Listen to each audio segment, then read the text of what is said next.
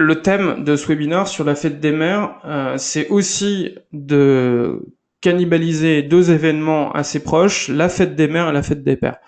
Pourquoi? Parce que les rouages et la manière d'adresser ce temps fort, ou ces deux temps forts, va être à peu près la même, sachant que dans un cas, la fête des mères est quand même beaucoup plus populaire que la fête des pères, mais ça reste deux moments clés pour pouvoir vous positionner, en particulier si vous avez des cibles et des produits qui s'adressent plus à des cibles féminines ou à des cibles masculines. Donc c'est une manière de pouvoir peut-être proposer un jeu à l'identique, mais avec un positionnement qui va être dans un premier temps destiné aux mamans et dans un deuxième temps aux papas.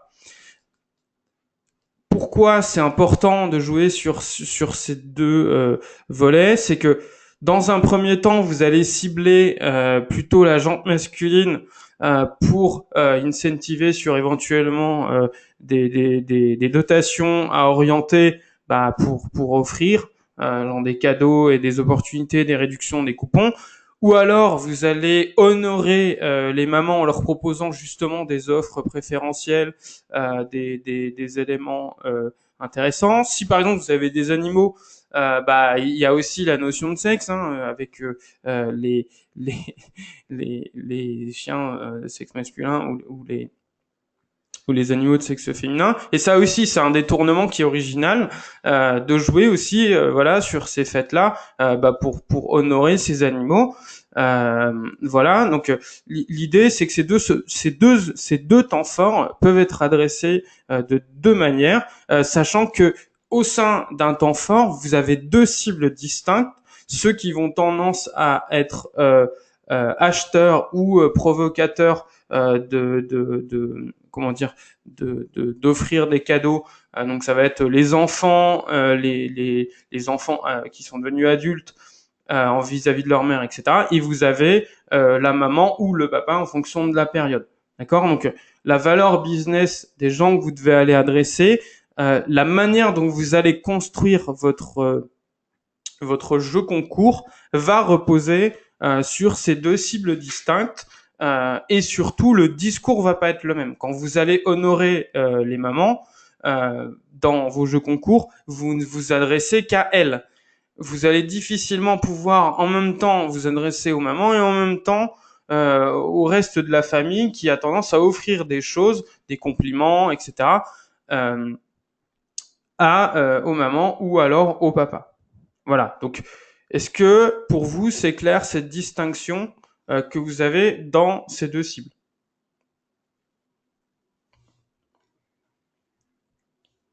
C'est bon pour vous? Pas de questions?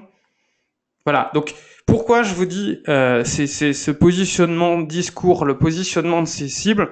Parce que quand vous allez faire vos campagnes de communication, de promotion, que ça soit des ads, que ça soit des emailing, que ça soit vos bannières, etc., le ton et le discours est clé. C'est-à-dire si vous vous dites, voilà, mes opérations, c'est à destination des personnes qui vont offrir des choses pour les mamans et que finalement une grande partie de vos cibles, c'est plutôt des cibles féminines et donc des mamans, il y a un peu un quiproquo et un mauvais ciblage. Voilà, donc ça c'est important et c'est ça qui va être on va dire les fondations de tout ce que de la réflexion que vous allez construire ensuite, quel type de jeu, quel type de discours, quel type de concept je vais aller chercher. Voilà. Donc, pour ceux qui n'ont jamais utilisé Social Shaker, le concept est simple. C'est une plateforme en ligne accessible sans nécessairement requérir une intervention de notre part. C'est-à-dire qu'on est dans une logique transactionnelle. Vous pouvez souscrire à un abonnement par vous-même, piloter, paramétrer, mettre en ligne l'application en très très peu de temps et sans aucune intervention technique d'une personne de votre côté. C'est-à-dire que si vous êtes vraiment néophyte du sujet, c'est à votre portée. Voilà. Et surtout, on permet donc de pouvoir utiliser la même application qui a été paramétrée via notre interface sous 3 modes de diffusion, c'est-à-dire soit le microsite, soit Facebook. Si votre page a plus de 2000 fans, voilà, depuis le 2 avril, toutes les pages ayant moins de 2000 fans ne peuvent plus installer d'onglets sur leur page. Malheureusement, ceci est une obligation intervenue suite aux récents événements dans l'actualité. Et enfin, pouvoir aussi intégrer votre jeu dans votre site internet. Alors, ce qu'il faut penser là-dedans, c'est si vous avez une plus petite page Facebook, vous pouvez exploiter le trafic, la visibilité que vous avez sur votre site web ou alors sur d'autres canaux de communication, activer une option dans nos applications qui s'appelle la Softgate qui permet d'incentiver les utilisateurs sur des pages Facebook et ainsi récolter de nouveaux fans sur votre jeu. Voilà. Alors, pourquoi communiquer pendant la fête des mères ou la fête des pères? C'est surfer sur la dimension festive de l'événement, sur le côté fort de la relation au global par rapport au fait que ces cibles-là sont très réactives et très impliquées sur ce genre de thème. C'est aussi la possibilité de démocratiser les offres qui vont vraiment parler aux mamans ou aux papas. Donc c'est vraiment dimensionner et pousser ces offres-là pour ces cibles spécifiques. C'est adapter aussi votre ligne éditoriale, parce qu'un jeu s'inscrit autour d'un dispositif global, c'est-à-dire, comme je vous disais, il y a une campagne d'emailing, il y a un ton à définir, il y a un discours, donc c'est vraiment un plan de com et un plan éditorial à définir dans lequel le cœur du dispositif, peut être le jeu concours ou peut-être une partie du dispositif de votre marque qui va communiquer sur la fête des mères ou la fête des pères. Et enfin, c'est la possibilité aussi de garder ce côté festif et l'occasion d'offrir des cadeaux et des dotations en rapport avec ce que vous faites. Alors je pense que dans le secteur animalier, ça va être des produits pour les animaux, spécifiquement pour la cible féminine et leurs animaux, etc., etc. Donc les dotations, c'est pas on va offrir un iPad, on va offrir ce genre de lot qui est en inadéquation avec votre cœur d'activité ou le cœur d'activité de votre client. Le but, c'est toujours d'orienter la dotation en ce sens, parce que la dotation est quand même l'un des premiers moteurs de conversion, mais ce moteur de conversion, c'est sûr qu'entre faire gagner une voiture et faire gagner un bon d'achat, c'est pas la même chose. Mais en même temps, si c'est un bon d'achat auprès des clients qui ont l'habitude d'acheter chez vous, ça va plus les intéresser ce bon d'achat, parce que eux, ils sont intéressés par vos produits. Celui qui est intéressé par la voiture, il va pas forcément être intéressé par ce que vous faites, mais plutôt être attiré par le gain que vous allez mettre en jeu. Donc, 70% des Français adultes ont l'intention de fêter la fête des mères, ce qui montre dans le commun des mortels l'importance de cet événement dans le conscient des individus en règle générale, c'est-à-dire que souhaiter bonne fête à sa maman le jour de ce moment clé est important pour eux. Donc il y a une sensibilité autour de ça. Ensuite, la deuxième chose, c'est que pour eux, ce qu'il faut retenir, c'est que si ils sont intéressés pour fêter la fête des mères ou la fête des pères, il y a aussi 60% de cette masse-là qui veut passer par un acte d'achat.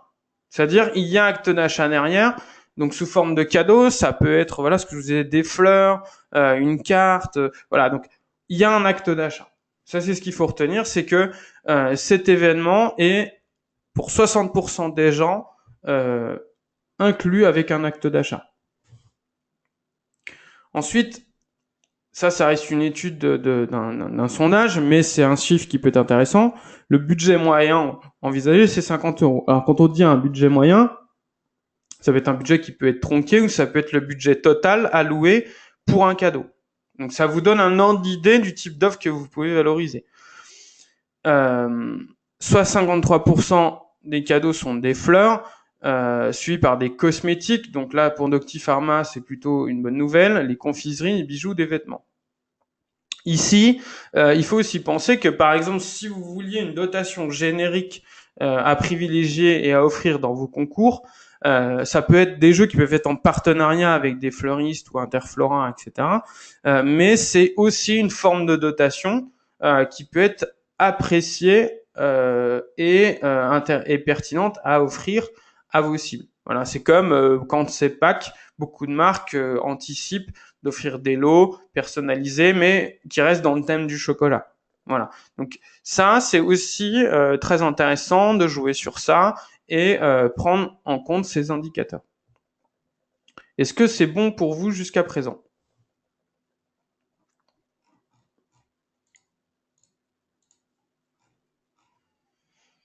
C'est clair pour vous?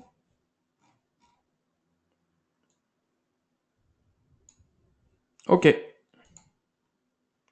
Donc, en termes de positionnement et de durée de jeu, vous devez le faire idéalement avant le dimanche 27 mai, donc en amont de l'événement, et également, si vous le souhaitez, le faire préparer en amont, donc c'est-à-dire après les vacances de Pâques, sachant que on va dire la phase tunnel à avoir, elle doit précéder jusqu'à 2 semaines avant l'événement. Donc le thème de la fête des parents, c'est donc un thème qui est commun aux deux, que vous activez en un clic. Ce thème graphique, une fois qu'il est activé, il est appliqué à la campagne par défaut, et vous avez la liberté de pouvoir modifier ce thème directement de votre côté en uploadant vos propres visuels. C'est-à-dire vous pouvez charter l'intégralité d'une campagne pour toute votre mécanique. Donc, en termes de jeu qui fonctionne bien pendant cette période, vous allez avoir le test de personnalité. Le test de personnalité, c'est l'un des jeux par excellence à lancer sur cette opération parce que il s'adresse très bien à une cible féminine. Donc ça, c'est plutôt une opération que vous allez privilégier pour la fête des mères, dans lequel vous allez définir 5 personas. Ces personas, ça va être les profils de résultats, et vous allez créer des questions autour de ces personas. Donc, ça va être par exemple l'intensité émotionnelle et l'intensité autour de voilà, si vous aimez vos moments, si vous en préoccupez, quel type de fils es-tu, ou voilà, en fait c'est d'interagir autour des comportements sociaux, autour voilà de la relation mère-fille, mère-fils, etc., etc. Donc l'idée là-dessus, c'est que chaque question compose autant de réponses qu'il y a de personas, et que la somme d'un persona répété dans chaque question amène à un résultat. Par exemple, si mon persona 1 c'est j'aime ma maman ou j'aime moins ma maman, si j'ai plus de j'aime ma maman, c'est que le profil de résultat qui va revenir à la fin, c'est j'aime ma maman. Donc l'idée, c'est vraiment de favoriser le côté, en fonction des cas que vous allez définir, obtenir un résultat. Le deuxième type de jeu qui peut bien marcher, c'est le concours de citation. Pourquoi le concours de citation? C'est, je dirais, l'application phare à lancer pour cette période. C'est parce que les citations d'amour, les anecdotes vécues avec sa maman, les comment dire, les moments forts partagés, c'est une manière double. La première, c'est que humainement, toute personne avec une certaine sensibilité va se sentir concernée par ce genre d'opération. Les récits partagés par vos comment dire, par vos cibles peuvent être très forts. parle par exemple si vous faites un concours de citation autour votre plus belle déclaration d'amour à vos mamans. Typiquement, vous pouvez même les réutiliser pendant toute la journée du 27 mai et réutiliser ce concours de citation que vous avez fait en amont pour refaire des petits posts Facebook comprenant les plus belles déclarations d'amour en anonymisant bien sûr la contribution, mais parce que derrière aussi en termes d'engagement, en termes de dimension humaine que vous allez offrir à votre marque, ça risque d'être important. Donc là, c'est là où, comme je vous disais, la notion de dispositif global, de positionnement, de ton est pertinente. C'est-à-dire que le text contest est le cœur du dispositif, mais en même temps, ce qui va être produit à l'intérieur de ce text contest, de ce concours de citation, va pouvoir être réutilisé par la suite. C'est-à-dire que vous avez un concours en 2 phases. La première, c'est la soumission, et la deuxième, c'est le vote. C'est-à-dire, les utilisateurs vont voter pour les déclarations d'amour qu'ils trouvent le plus pertinentes. Et si vous prenez en général les citations qui sont le plus marquantes et sur lesquelles les participants ont voté et que vous le réutilisez dans Facebook, normalement par effet écho, ce genre de contenu va se viraliser et va recevoir un taux d'impression important et un taux de réaction, de like, de commentaires aussi très pertinent. Parce que il y a cette beauté qui va ressortir dans la citation qui aura été partagée, et vous créerez aussi un phénomène d'échange et d'engagement. Un phénomène, et c'est aussi une marque qui dit bah voilà, nous on partage des choses issues de notre propre communauté. Voilà, donc c'est vraiment une application qui, si elle est bien tournée, elle est bien menée avec une bonne stratégie, la magie peut opérer et les résultats peuvent être très pertinents. Alors Ludivine, par rapport à votre secteur, ça peut être plutôt quelque chose que vous n'allez pas forcément orienter sous forme de text contest, mais vous allez pouvoir mixer les beaux moments avec vos animaux entre une photo de l'animal et en commentaire ou en description de la photo, partager l'anecdote. Et pourquoi c'est intéressant? Parce que ici, pour vous, le photocontest va être plus intéressant pour mixer en fait l'image et la citation. Alors que quand on parle d'une déclaration d'amour, c'est plutôt du texte. Il n'y a pas vraiment d'image à partager. Mais dans le cadre d'un animal, pour le coup, ça marchera mieux avec une adéquation des deux. Voilà. Le troisième jeu. Alors, je vais vous présenter que des jeux qui sont pas forcément uniquement liés à du gaming, pour la simple et bonne raison que ce moment-là, la fête des mères, c'est plutôt une période sur lequel vous pouvez vraiment impliquer consciemment les gens en leur demandant, en leur posant des questions, en les faisant interagir, etc. Parce que c'est un moment où voilà, les personnes se sentent concernées. C'est-à-dire, c'est pas forcément une période où vous allez vraiment pousser beaucoup d'offres, etc. C'est plutôt une période où vous allez privilégier la dimension humaine. Voilà. Donc ici, le quiz peut être également utilisé comme un outil de nostalgique. Par exemple, vous pouvez créer des questionnaires nostalgiques liés à l'enfance et liés à la relation père-fils, mère-fils, mère-fille, etc. Donc ça va être si vous ciblez, par exemple, si votre cible est une CSP à plus de 25 ans, vous posez des questions générationnelles sur rappelez-vous, est-ce que vous pendant les années 90, vous regardiez aussi ce genre d'émission à la télé. Voilà, l'idée, c'est de jouer en fait sur cette relation-là et de faire un quiz de connaissances sur l'époque, leur enfance, etc., etc. Donc tout basé sur ces moments de partage.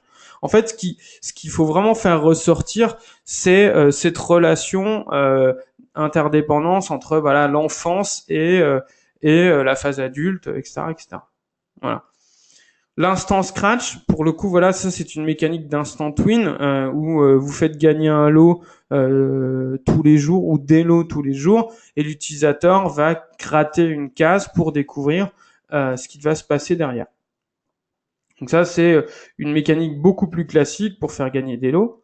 Le Secret World, c'est aussi une manière intéressante de jouer pendant la fête des mères. C'est-à-dire que vous allez définir un mot mystère, et si l'utilisateur réalise ce mot mystère, il se qualifie pour être tiré au sort et il remporte la session de jeu. Et dans ce cas-là, vous allez offrir un cadeau à la fin du jeu. Ici, c'est un jeu que vous pouvez faire uniquement sur 1, 2 ou 3 jours, ou juste sur la période du 27 mai, euh, à destination de la fête des mères, ou alors plus tard pour la fête des pères. Voilà, c'est pas forcément un jeu que vous allez inscrire dans la durée, mais que vous allez pouvoir utiliser d'un point de vue temporel sur une période plutôt limitée. Après, voilà, j'en reviens à la dernière application dont je parlais plutôt pour Ludivine, voilà, le photocontest. Bon, ça, c'est quelque chose de classique qui est assez connu, mais qui fonctionne très bien aussi sur ces périodes, pour faire de la mise en situation, pour partager la plus belle photo de sa maman, etc., etc., etc. Voilà. Pour vos opérations, si vous avez des questions, si vous avez besoin de orienter votre besoin, vous pouvez nous solliciter via le live chat et on répond à vos questions. Donc, ça peut être des questions d'ordre de cadrage de concept, cadrage de besoin, ou alors de l'ordre du paramétrage et de prise en main de la plateforme. Alors, quelques nouveautés que vous pouvez intégrer dans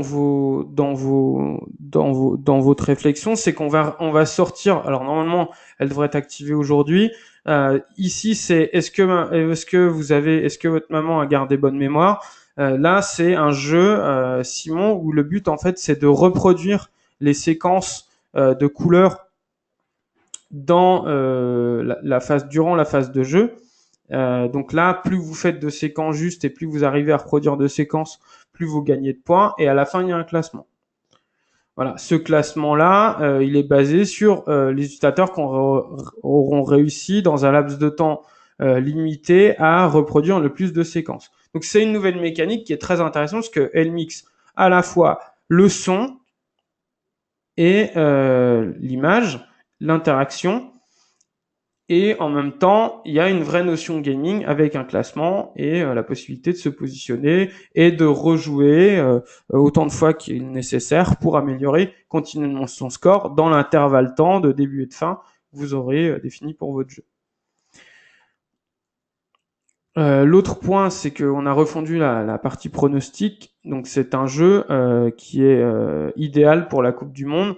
En vue de pouvoir proposer à vos clients de déployer une opération sur toute la durée de la compétition de la Coupe du Monde et donc du coup intégrer et supporter l'équipe de France durant toute la durée de notre compétition en espérant qu'ils aillent jusqu'en finale. Et enfin, ce qui est très important aussi, et ce que vous aviez pas avant, c'est la possibilité de pouvoir activer différents services de partage. C'est-à-dire que avant, là, vous étiez limité à partage de Facebook, Twitter et Google+. Ici, on a intégré notamment la possibilité de partager sur Facebook Messenger, pouvoir envoyer le lien du jeu par SMS, de partager le lien par email, de partager éventuellement le contenu également sur WhatsApp, également LinkedIn, etc., etc. Donc, on propose de nouveaux services pour amplifier la viralisation du jeu. Voilà, donc c'est 20 services. L'idée, c'est pas de tous les activer, mais c'est de pouvoir choisir plusieurs services qui feront sens d'être activés à destination de vos utilisateurs. Voilà. Sachez que quand vous activez le mode parrainage, donc c'est une option qui se trouve dans chaque application, à chaque partage et participation obtenue par l'intermédiaire de ces partages, l'utilisateur collecte ce qu'on appelle des filleuls. Et ces filleuls-là, vous les obtenez dans vos exports. Et ces filleuls en question, vous pouvez les utiliser comme des valeurs pouvant vous permettre, par exemple, de récompenser les utilisateurs ayant obtenu X filleuls ou d'effectuer un tirage au sort sur les utilisateurs qui auront obtenu plus de X filleuls. Voilà. L'idée ici, c'est de créer une forme d'hameçon pour inciter ou renforcer l'incitation des utilisateurs à partager. C'est-à-dire, Soit je me dis, un participant va partager parce qu'il trouve le jeu fun, soit il va partager parce que derrière, il aura une contrepartie. Donc l'idée, c'est partir du principe que si, avec tous les efforts marketing, vous obtenez par exemple 5000 participations uniques, potentiellement en activant le parrainage plus plusieurs services de partage, vous allez obtenir potentiellement X participations supplémentaires. Parce que la viralisation du jeu va pas être faite par vos efforts de communication, mais par les partages induits des participants que vous aurez déjà obtenus. Est-ce que c'est clair pour vous, cette notion de partage et de parrainage dans l'aspect théorique? C'est OK pour vous? OK. Voilà, donc je résume en très simple. La première chose à se poser, c'est de savoir à qui vous vous adressez. Est-ce que c'est les mamans? Est-ce que c'est les personnes à qui vous allez offrir les cadeaux? Ensuite, c'est quel discours vous allez positionner au niveau de cette opération, c'est-à-dire est-ce que vous allez vous adresser en disant partagez vos plus belles déclarations d'amour. Dans ce cas-là, vous parlez au cible qui va offrir des cadeaux. Si vous parlez par exemple du Simon, est-ce que vous avez gardé bonne mémoire avec toutes ces années, vous parlez plus aux mamans. Ensuite, c'est quel concept de jeu vous allez privilégier. Est-ce que ça va être du tirage au sort comme le quiz, le text contest, le photo contest, etc. Ou alors des mécaniques plus simples comme l'instant scratch, comme le memory, donc des mécaniques plus gaming, mais qui sont pas forcément en lien direct avec cette période fête des mères en fête des pères. Et enfin, quand vous allez définir tout votre dispositif, vos leviers de communication, est-ce que vous allez activer tel ou tel service de partage pour obtenir en fait un pourcentage complémentaire d'utilisateurs lié à la viralité autour des partages. Voilà. Donc vraiment, si vous réfléchissez bien à ça sur papier, vous optimisez bien le choix de votre mécanique, il y a de fortes probabilités que vous obteniez des résultats pertinents par rapport au budget et aux moyens que vous aurez engagés. Voilà. Souvenez-vous bien que Social Shaker reste un site web, un provider de site web, et que l'efficacité et la probabilité d'obtenir des participations sur votre jeu, elle est liée au phénomène d'entonnoir, c'est-à-dire plus je m'adresse à un large panel de personnes, plus les publications qui vont être vues, le nombre de clics, etc. et la participation que vous obtiendrez à la fin sera important. Voilà. Moins vous adressez de personnes, moins vous aurez de participation potentielle. Voilà. Bon, après, c'est du bon sens, mais voilà, je vous rappelle la logique du fameux entonnoir, c'est-à-dire que plus vous adressez de gens, et plus après, dans le process global, le nombre de participations, voilà, ça va s'affiner parce que vous allez rencontrer le type de frein lié au nombre de champs de formulaire que vous avez activés. Est-ce que la dotation, elle plaît? Est-ce que le contexte de jeu et le concept de jeu plaît aussi? Est-ce que les personnes à qui vous publiez les contenus se sentent concernées par ce que vous leur proposez, etc., etc. Donc, l'ensemble de ces freins, en fait, va édulcorer votre base globale à qui vous êtes adressé et vous allez avoir un ratio de 30, 20, peut-être 10, 15, 20% de participants à la fin. Sachant que le taux d'opt-in moyen sur votre base de participants est de l'ordre de 20%. Si vous êtes au-dessus de 20% d'opt-in, pour votre nombre de participants total, vous êtes plutôt dans des bons ratios. Voilà. Est-ce que vous avez des questions par rapport à tout ça? Alors, je peux, si vous le souhaitez, vous montrer un jeu avec un thème. Par exemple, voilà, la page d'accueil, le fameux softgate que je vous recommande d'activer pour collecter potentiellement de nouveaux fans si vous faites un jeu sur Facebook. Hop. Le fameux formulaire de participation. Voilà, hop. Le fameux questionnaire, je participe. je vois mon profil et j'ai le fameux profil de résultat, je peux en jouer et ici je peux partager le jeu à mes participants. Voilà, donc c'est un process qui est toujours le même, accueil, sauvegarde optionnel, formulaire, phase de jeu, résultat. Que ce soit, la seule différence va être pour le concours de citation, il n'y a pas de fin, parce que c'est vous publiez un contenu, vous pouvez y revenir, vous pouvez voter, etc. Mais pour tous les autres jeux, c'est toujours le même process, c'est la même séquence, home, formulaire, phase de jeu, résultat. Voilà. Est-ce que vous avez des questions à ce stade?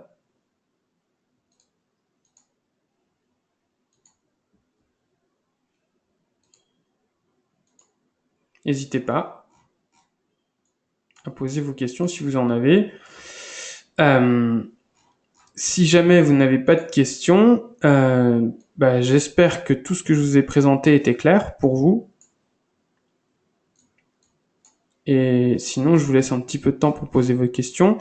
Et sinon, je vous laisse prendre en main vous-même l'interface et Social Shaker. Et on sera à votre disposition si jamais vous avez besoin de questions complémentaires par rapport à ce thème-là et le choix de votre application sur la fête des mères. Voilà. Merci beaucoup. Donc, pas de questions. Tout était très clair. Je vous en prie. Ludivine, Elodie, c'était bon pour vous?